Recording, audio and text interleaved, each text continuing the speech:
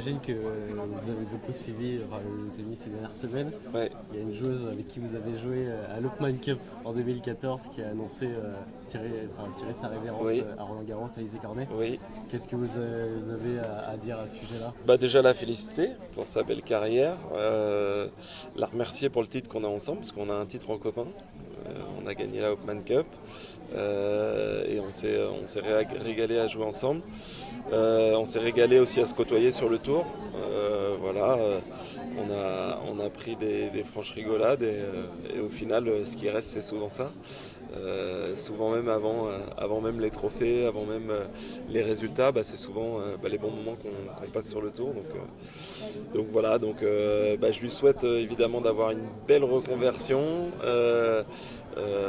et puis de profiter parce que la vie est belle aussi après le tennis. Et qu'est-ce que vous retenez de sa carrière de joueuse de tennis? Il y avait un moment peut-être ou une anecdote à partager?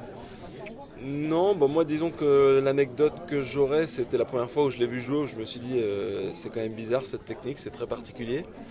Et Alizé, elle a évolué, elle a progressé, et puis surtout elle a sa manière à elle entre guillemets de faire les choses et de les faire bien. Donc voilà.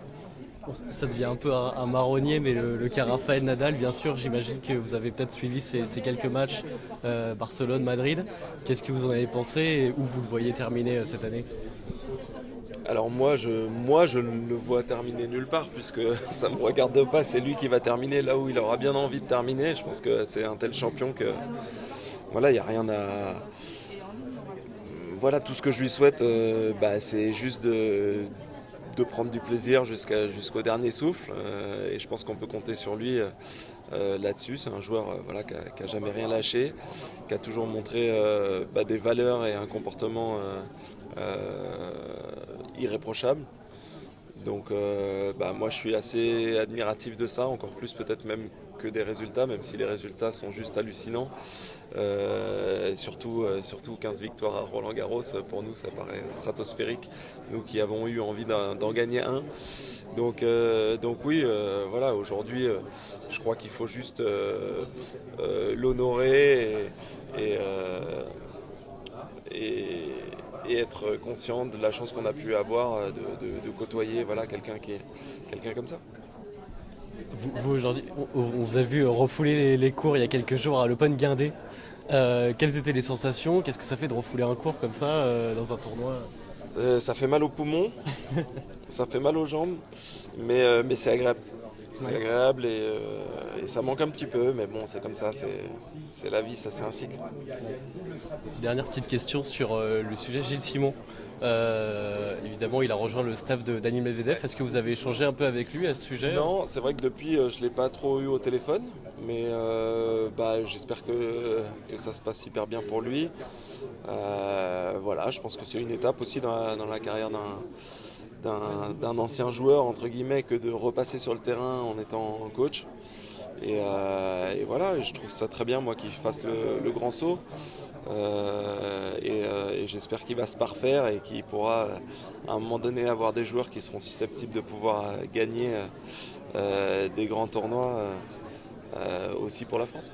Ça vous donne quelques idées pour la suite, peut-être, cette histoire de Gilles Simon? Oh bah, pour nous, c'est une idée qui est là depuis toujours. Ouais. C'est une idée qui est là depuis toujours. On a tous envie de transmettre. En tout cas, moi, j'ai toujours eu envie de transmettre ce que j'ai vécu. Aujourd'hui, je le transmets d'une façon un peu différente, mais qui, je pense, n'est pas si loin finalement que d'entraîner une personne, puisque je donne la possibilité à pas mal de jeunes voilà, de pouvoir profiter de mon expérience. Ici, au All In Country Club. Et puis dans le sud aussi, sur le All In Côte d'Azur. Voilà, moi j'ai l'impression de déjà le faire aussi un petit peu. Ouais. Avec des jeunes, des joueurs encore plus jeunes qui sont pas Alors encore. nous on a une centaine de joueurs qui sont en sport-études, Ok. et puis d'autres entre guillemets qui sont professionnels, puisqu'aujourd'hui All In suit pas mal de joueurs, Grégoire Barrère, par exemple. dont Grégoire Barrère effectivement, mais plein d'autres qui sont un peu moins connus mais qui sont sur le circuit ATP. Donc oui, nous c'est notre quotidien. Ouais. J'avais une dernière question pour revenir sur le tournoi. Est-ce que vous avez, parmi les joueurs qui sont déjà annoncés, un favori ou un joueur qui se démarque? Par exemple, Arthur Fils qui peut gagner 2 fois de suite, par exemple. Ouais, qu'est-ce que... Est-ce que vous avez, vous, quelqu'un qui vous saute aux yeux, qui se démarque parmi tous ces joueurs?